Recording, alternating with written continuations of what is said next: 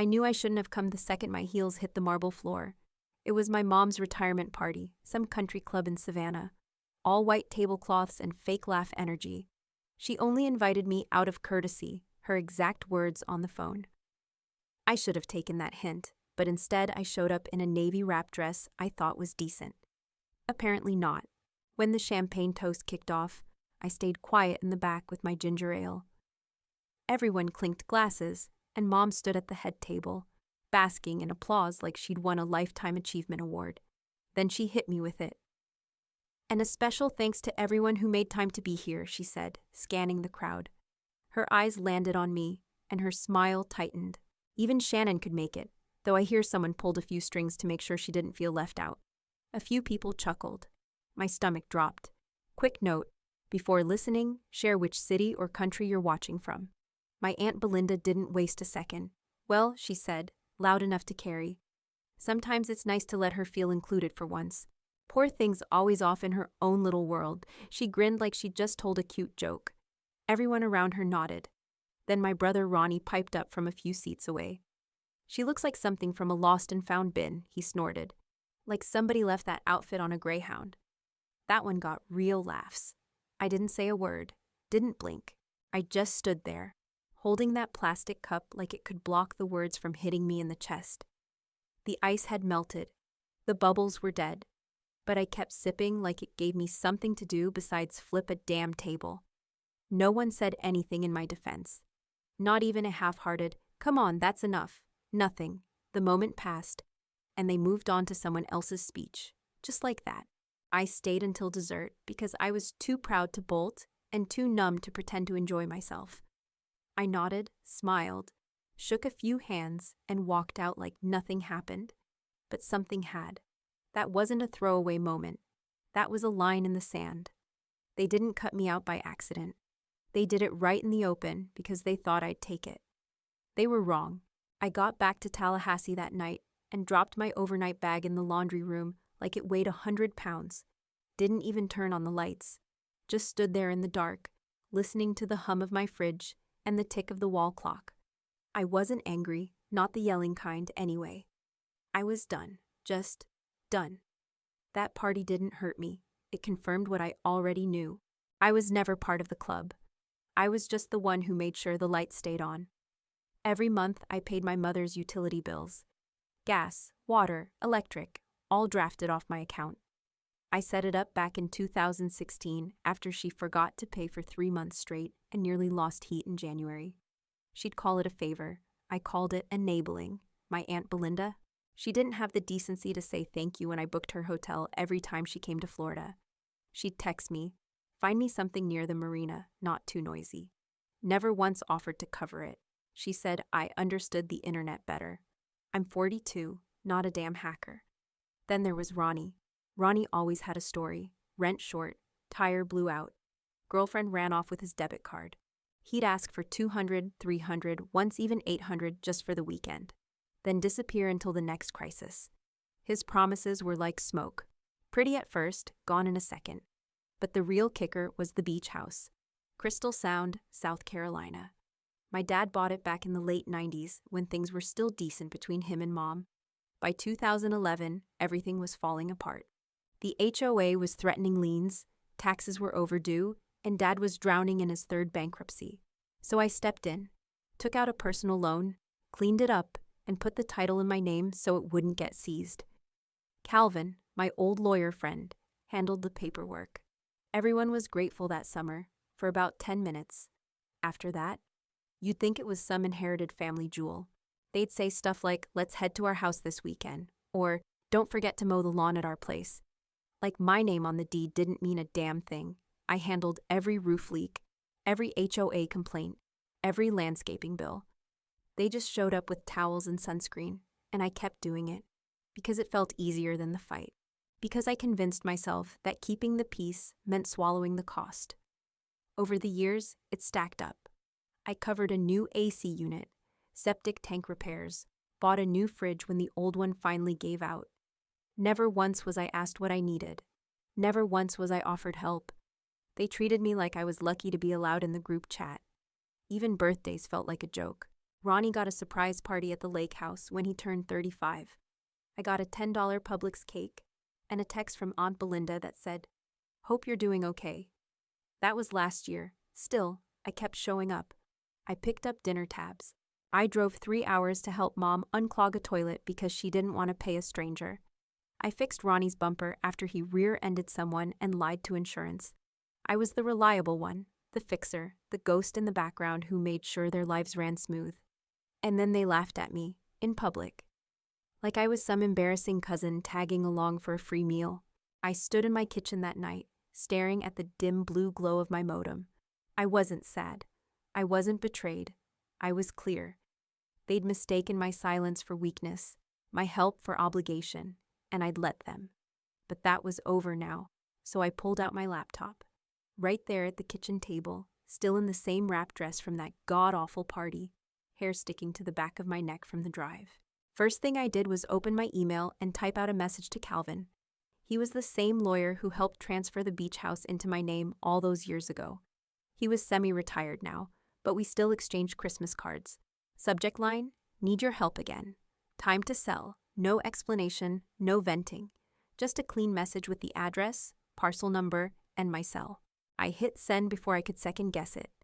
Then I logged into the shared family expense account, one of those free apps I set up so we could track who's paying for what. Only it was always me paying, them tracking.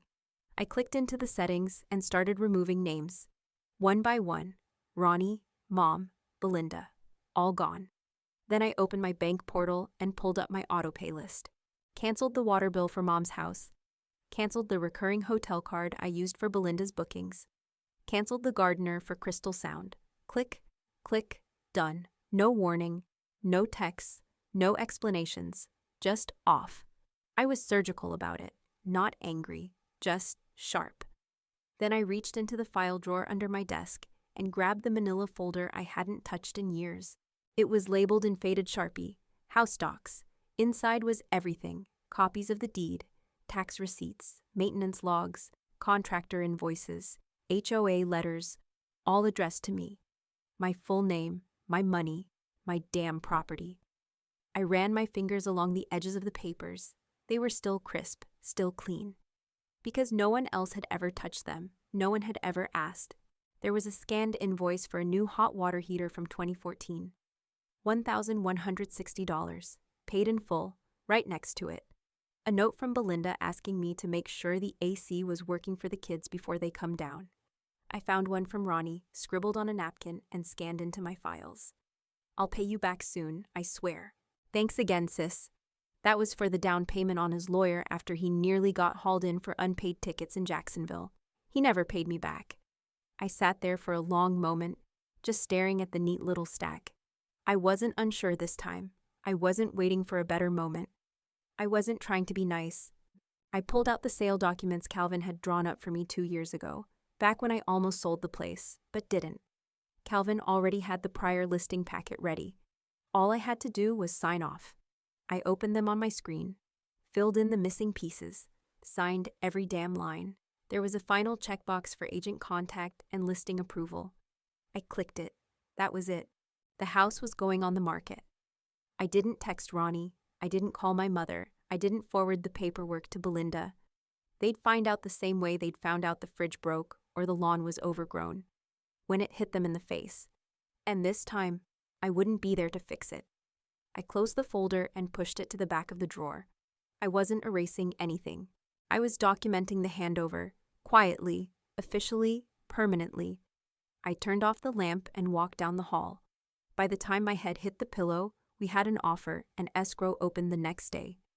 The text started 3 days later. First it was Ronnie. "Ronnie, card's not working. What happened?" I was sitting on my porch with a chipped mug of green tea, legs kicked up on a folding chair I never got around to replacing. I stared at the message, let it sit, didn't even open it. Next day, another one. "Ronnie, you changed something with the account?" Still didn't answer. I sipped my tea and tapped through the news like nothing happened. The day after that, Mom emailed me with the subject line. Subject: Important, need you to check.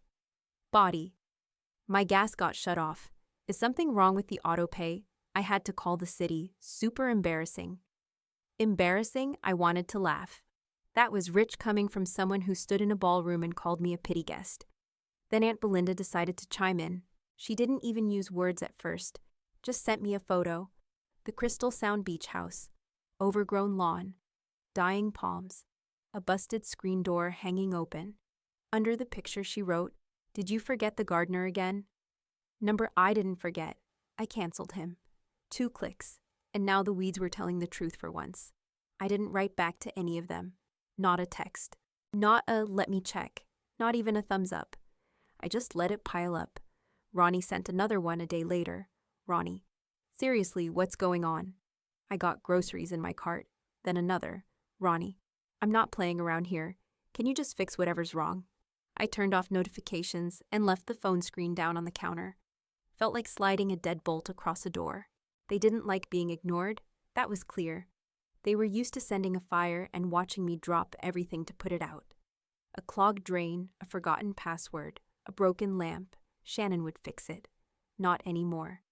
I didn't feel guilty. I didn't even feel mad. Just calm. For the first time in years, I wasn't on call. I brewed another cup of tea around lunchtime and watched the steam curl up from the kettle. My place was quiet. No TV, no chatter, no background noise of someone asking me to do something. Just the sound of birds outside and my own breath. They didn't need me. Not really. They needed what I could do for them. And now that was gone. That night, I saw Mom had sent a follow-up.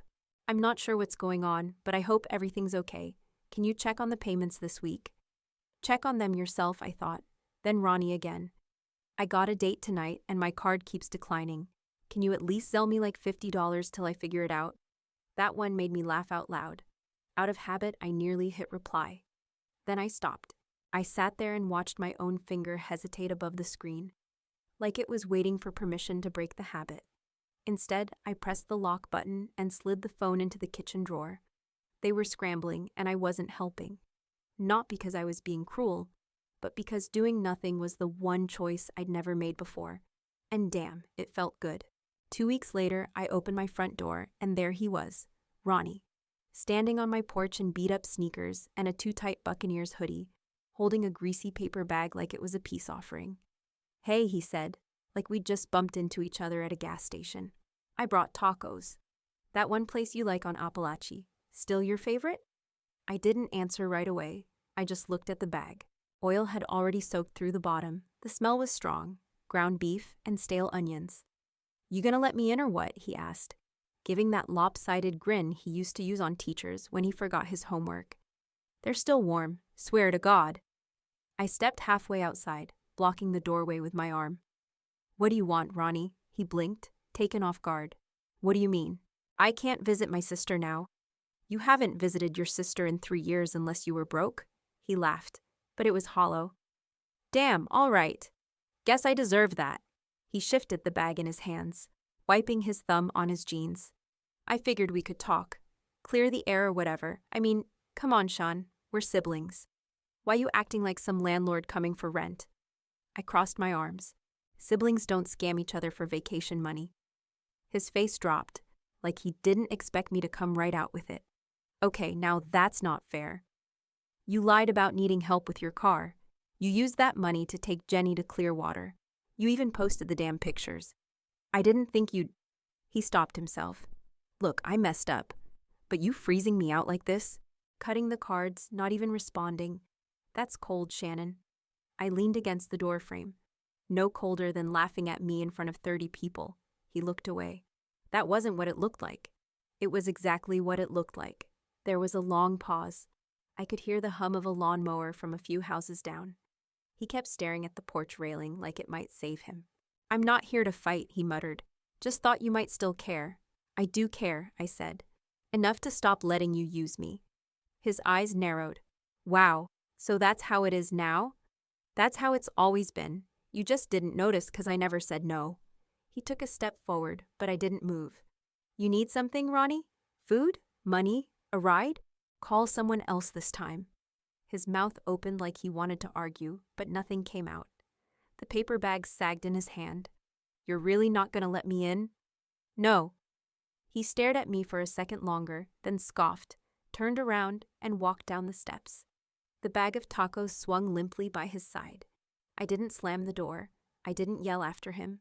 I didn't cry. I just closed it. Quiet, final. Then I turned the lock.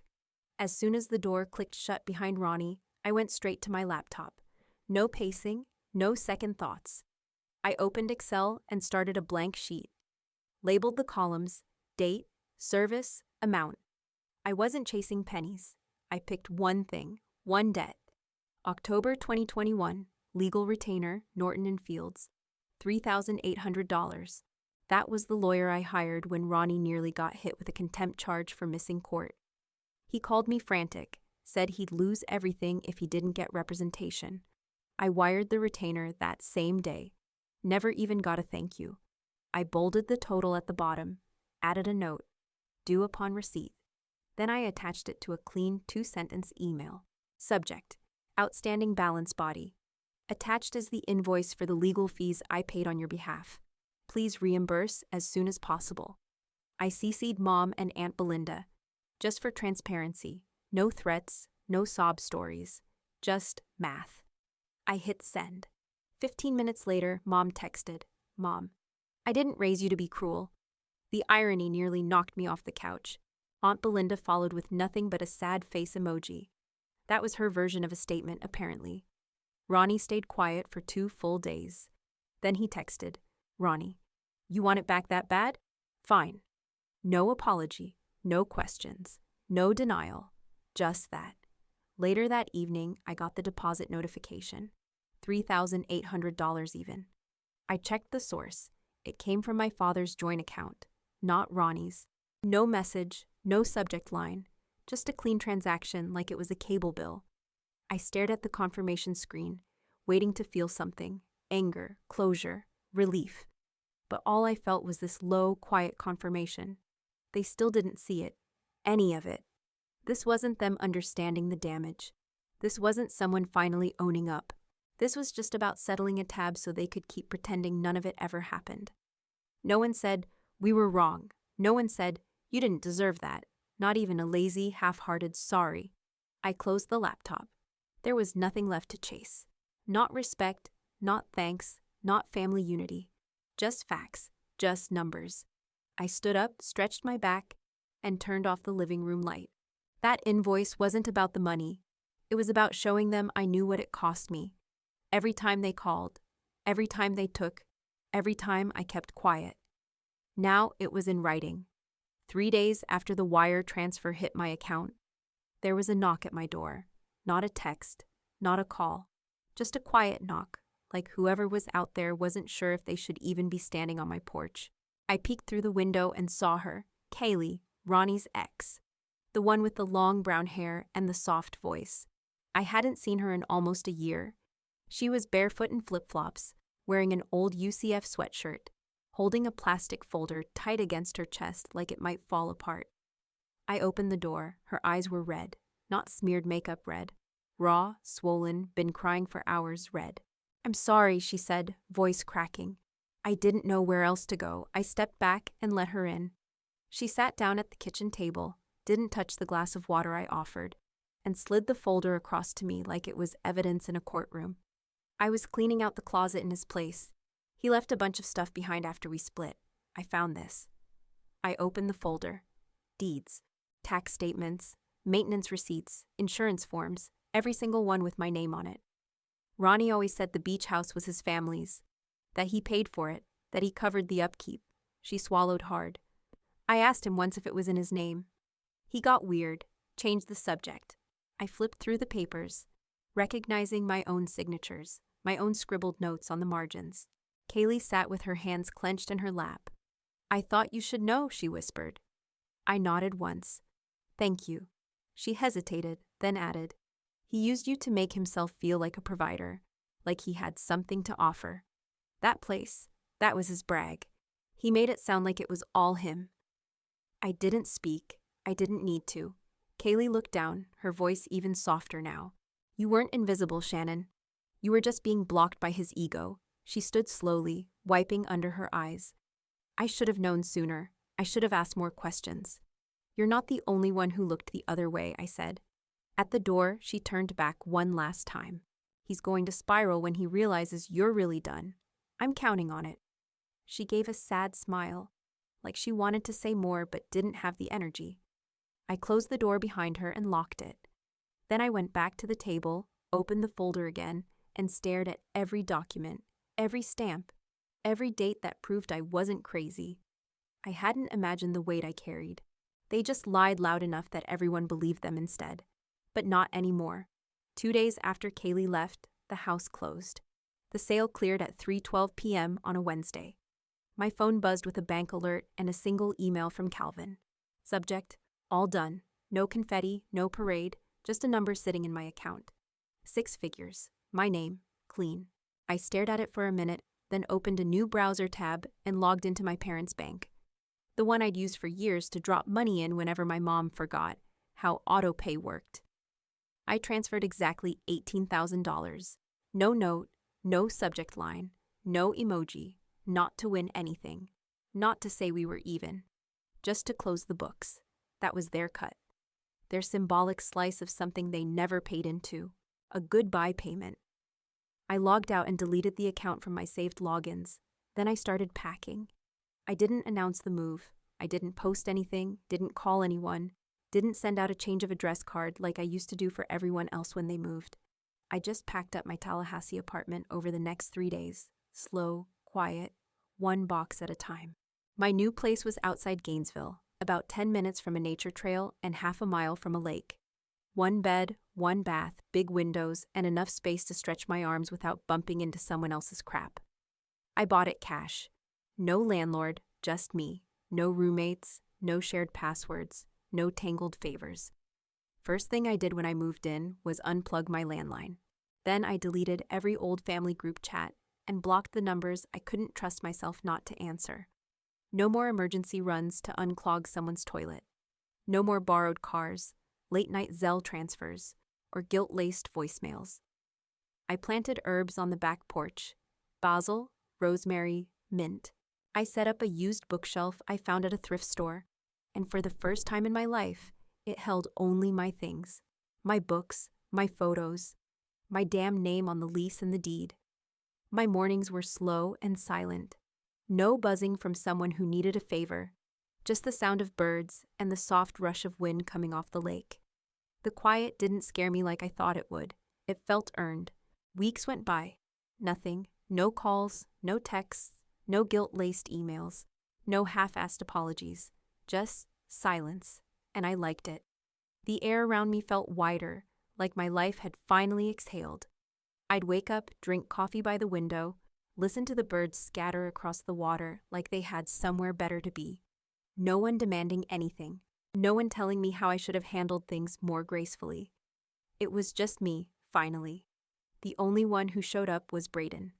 He was 16 now, taller than I remembered, with shaggy hair and a skateboard he refused to carry, just dragged the wheels up my driveway like a damn freight train. First time he came, he didn't even knock. Just shouted through the screen, "Yo, you still eat tacos or what?" I laughed and let him in. We sat on the floor eating paper-wrapped street tacos while he told me about how his mom, my cousin Tina, was losing it over her HOA fees and blaming the weather. He came by every couple weekends after that, sometimes with tacos, sometimes with a Slurpee, always with questions. Did you really sell the house? Did Uncle Ronnie cry? Do you think Grandma's mad or just confused? I never fed him lies. I just told him enough to understand what standing up for yourself looks like in a family that thinks you never should. One night, late August, we were sitting out back. He had his feet on the railing, and I was nursing a bottle of Mexican Coke from the fridge. Crickets were going full volume. A plane passed overhead so low I could see the blinking lights. Then Braden said it, quiet, like it wasn't even meant to come out. "They treated you wrong," he said. "I saw it even when I was a kid." I didn't answer, just took another sip. He turned toward me, more serious than I'd ever seen him. Like, everyone always acted like you were just there, like some assistant or backup plan. I looked at him, and all I could say was, "Yeah, they did. That was enough." He nodded, stood up, and said, "I'm gonna keep coming, even if they tell me not to. You always like tacos too much to stay away." He smirked and rolled off into the night, board rattling down the gravel like a slow drum roll. A few days later, I found it. Slipped under my door, no envelope, no note, just a postcard. The photo on the front was of Crystal Sound at dawn. Same curve of beach I used to walk barefoot before anyone woke up. Pale pink sky. Quiet tide. On the back, it said, "We should have done better. No signature, no return address. Just that." I stared at it for a long time. The handwriting looked familiar, but I didn't try to place it. Didn't flip through memories like a detective trying to solve a puzzle. I didn't need to. I didn't cry. I didn't call anyone. I just tucked the card into the bottom drawer of my desk, under the folder labeled House Docs, and closed it gently. Then I went outside and watered my herbs. The hose slipped from my hand and coiled on the grass like a lazy snake. I let it fall, stepped off the porch, and walked barefoot into the yard. Dirt under my toes, damp, real. No one else's name on this land. No cosigner, no backroom deal. Just me. I knelt down and pressed my palm into the soil. Felt the weight of what I didn't have anymore. No surprise phone calls. No unpaid bills that weren't mine. No sense that I was one bad weekend away from being dragged back into a mess someone else made. Freedom didn't come loud. It came in the quiet. It came when I stopped asking for permission to leave the table. My mornings were slow now. No, "Hey, can you" texts. No obligation in the form of family tradition. I made coffee because I wanted to, not because someone needed me awake and alert to carry their dead weight. I made breakfast for myself. Toast, eggs, sometimes French toast with the good syrup. I sat on the porch and ate every bite hot. No cold plate left behind because someone else needed something first. Dinner was the same. No oversized casseroles. No crowd. Just one plate, one fork, one candle lit if I felt like it. I slept easy. No panic waking me up at 2 a.m. No checklist of overdue favors. And the best part? I didn't owe anyone an explanation. If someone asked what I lost, I'd say, nothing I ever really had. Respect. That was never real if it disappeared the second I stopped paying. Love? That wasn't love. That was control dressed up as closeness. What I gained. My own damn life. Paid in full. No one else's name on it.